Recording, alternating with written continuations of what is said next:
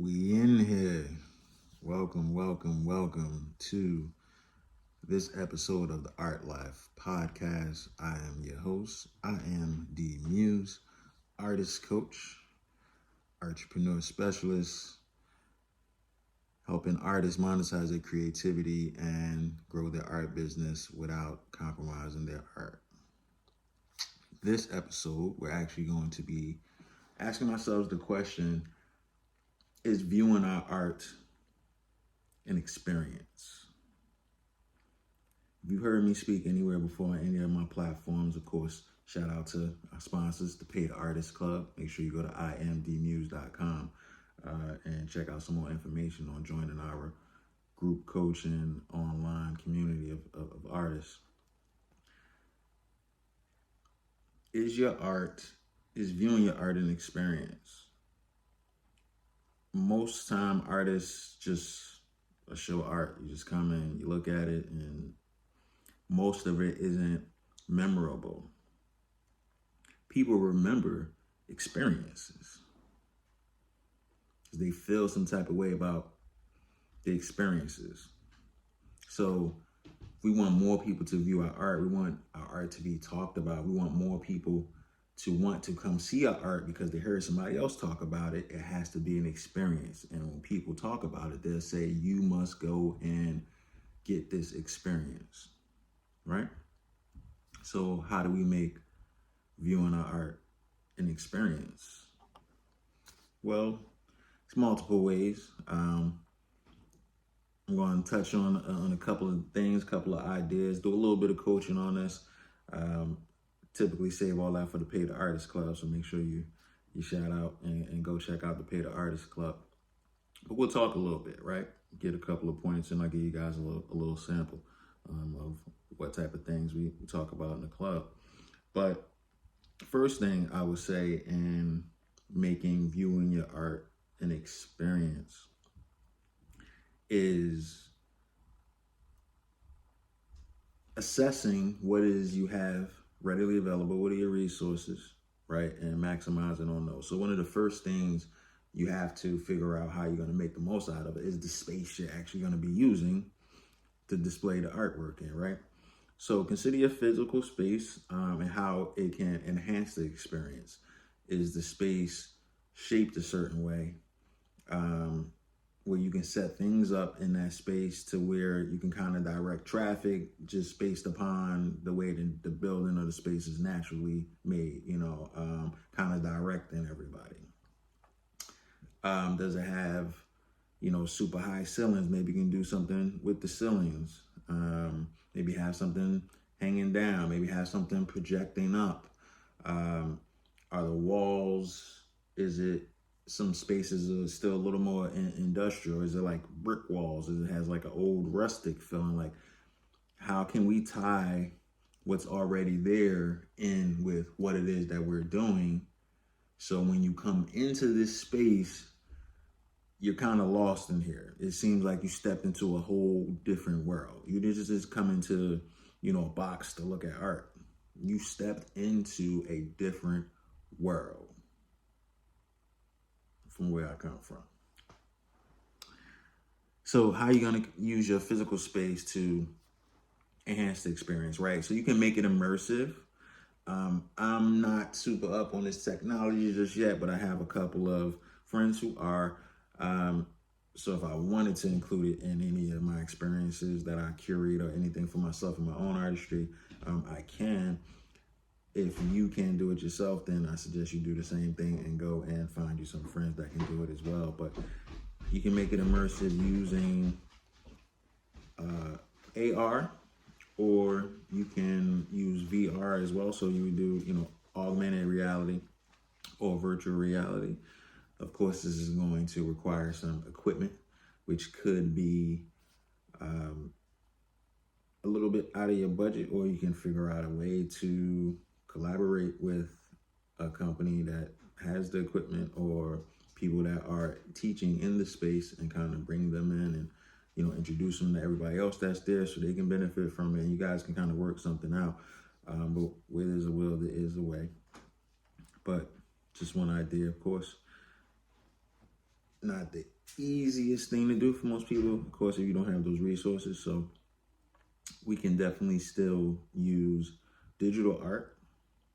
And we can use digital art that's interactive as well. Like, it doesn't just have to be a still image anywhere. We can make sure that, it can be in motion. It can be something that's animated. But we want to use it, right?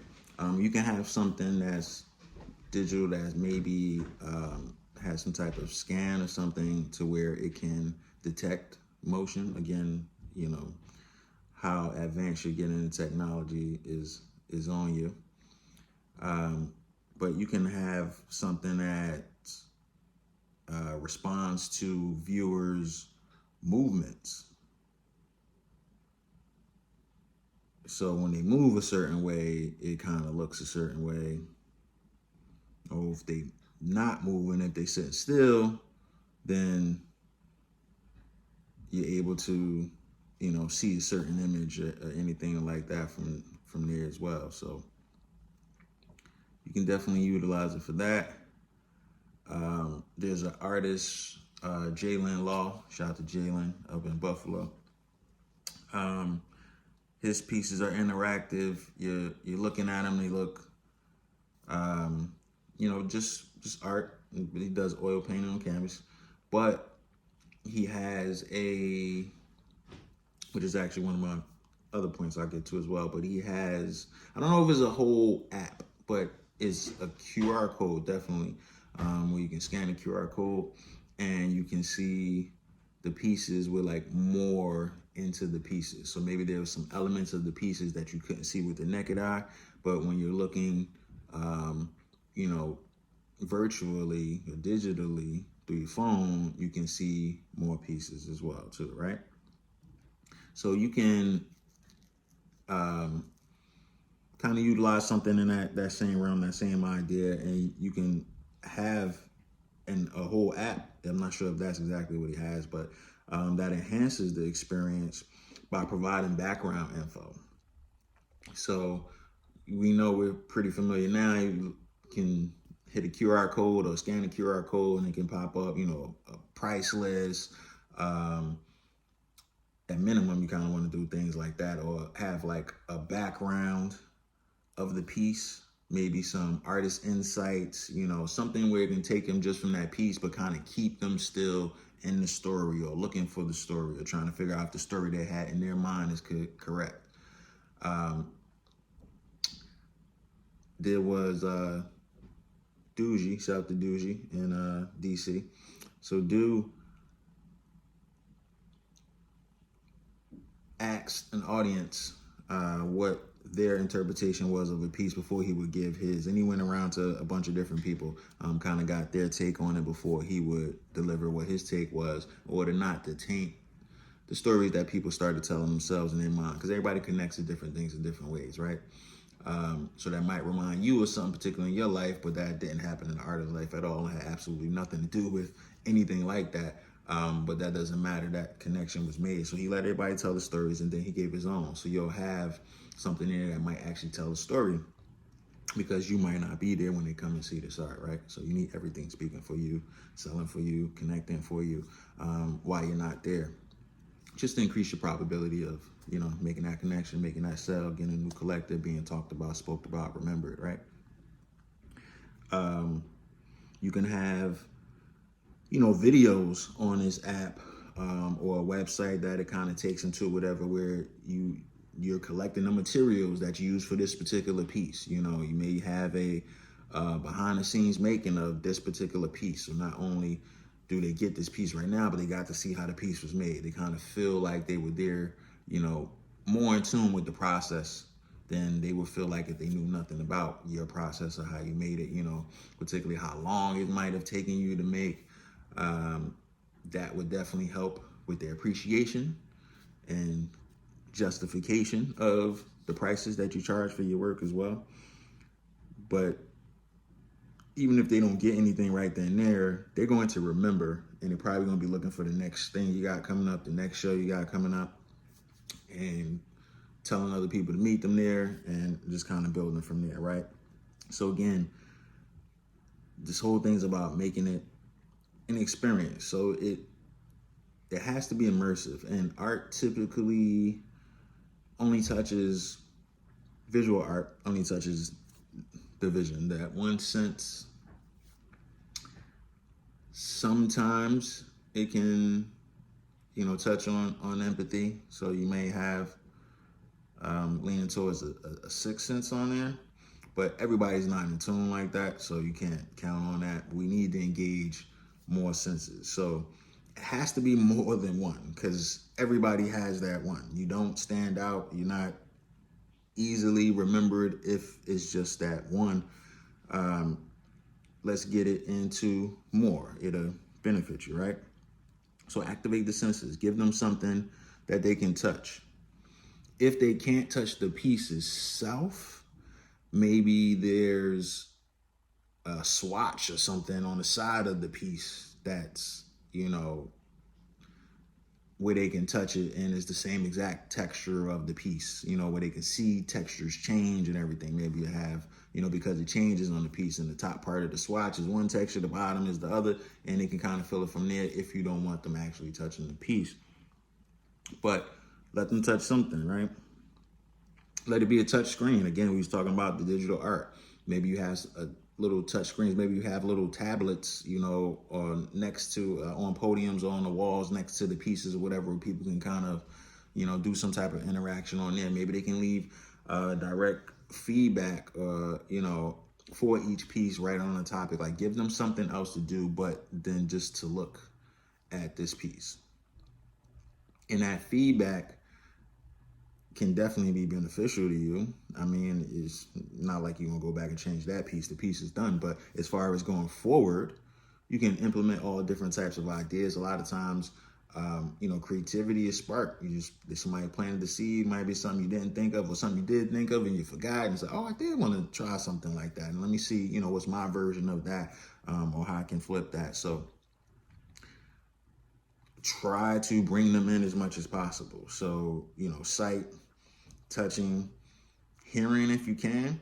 Each piece can have a song that's specific to that piece, which again, they can have access to once they go into, this app or this website that they be sending to based off of that piece. A song that inspired you to make this piece, or the song you listened to on loop when you made this piece. But include music into it as well. Got to add another sense to get that audio sense into it, right? Gems that I would definitely drop only in the Pay the Artist Club. But what if every piece had a different smell? Now, what if we, activating your sense of smell, and smell is so tied into memory, which is why when you smell something, you can taste it. If you tasted it before, you like, oh, and you know exactly what that smells like, is the sense that's tied the most into your memory, actually, even more than sight. So use your sense of smell. But if you had to get close on every piece, but if you got close on the piece, you can smell something. And let's say the audience had to guess what that smell was. And let's say it was a game or a competition where they got some prize or whatever. Whoever, gets all the smells right gets this, or they get, 15% off of a commissioned piece, or, you kind of want to incentivize them to keep on supporting you. So something off, or maybe they get a studio visit and tour, to where you schedule in a studio visit for them after, which is a real dope idea. I actually just freestyled that. So you get all this right, you actually get to come to my personal studio and see me in action and see things that I haven't exhibited yet. You know, first take on this, like you get to kind of influence any pieces that you might see made, you know, get to see the process, all of that. And it gives you another opportunity to connect and build and possibly sell with them as well, right? You want to spend more time with them, as much time as possible. They need at least 7 hours of you in order to feel like, you know, they can start to know, like, and trust you, right?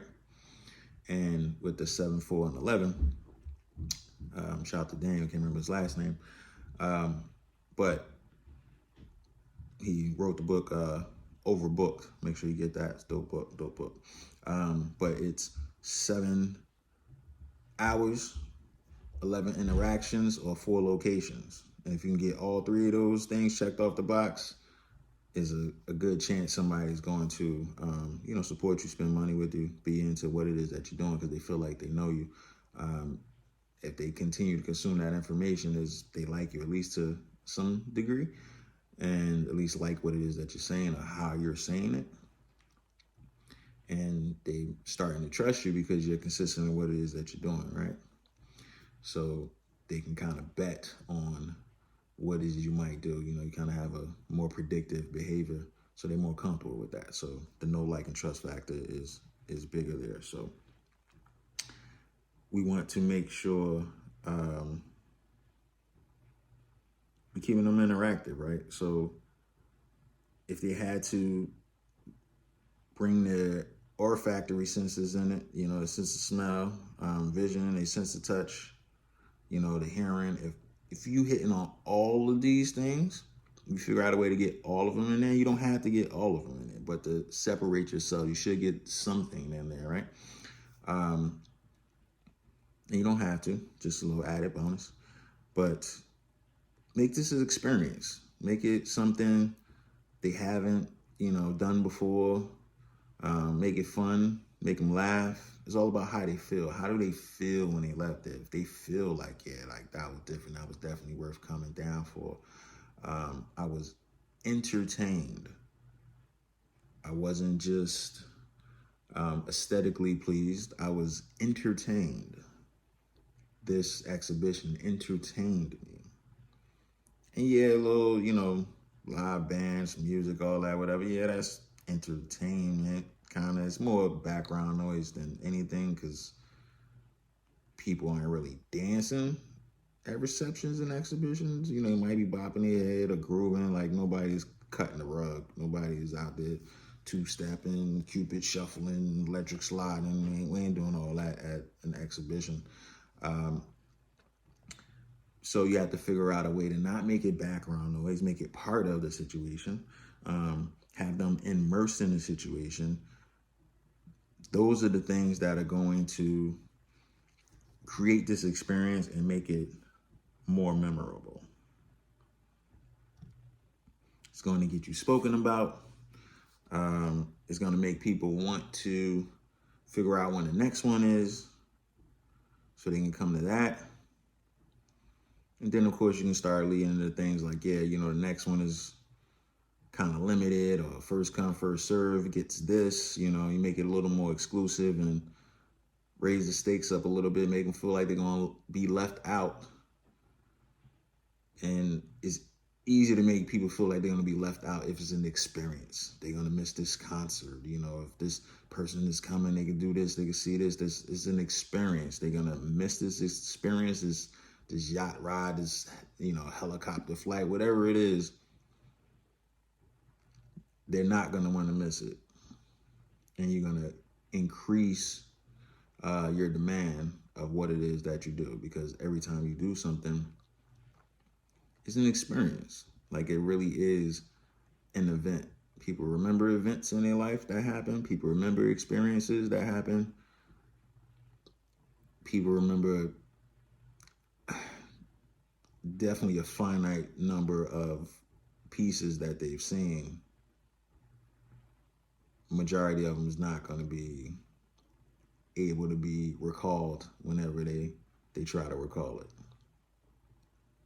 So If you want to separate yourself, you want to stand out from the pack, make sure that you make viewing your art an experience. Again, shout out to our sponsors, Paid Artist Club, IMD Muse. Make sure you go to imdmuse.com. IMD Muse, first initial, real last name. And I'll catch you next episode. This is D Muse, Paid Artist. Peace.